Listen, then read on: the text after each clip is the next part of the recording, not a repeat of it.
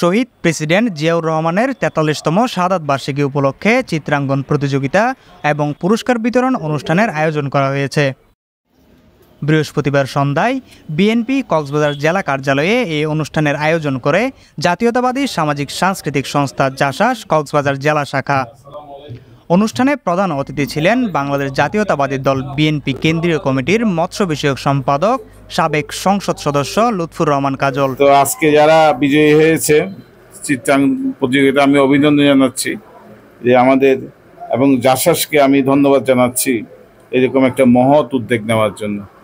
তো আপনারা আমাদের জন্য দোয়া করবেন, বেগম খালেদা জিয়ার জন্য দোয়া করবেন এবং তারেক রহমানের জন্য দোয়া করবেন।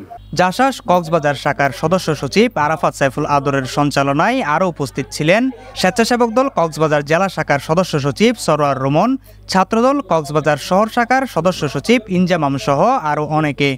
পরে প্রধান অতিথি প্রতিযোগী বাচ্চাদের মাঝে সনদ ও ক্রেস্ট তুলে দেন। আমি জিয়াউর রহমানের ছবি এঁকে পুরস্কার পেয়ে অনেক গর্বিত। আমি পুরস্কার পেয়ে অনেক খুশি আর অনেক গর্বিত।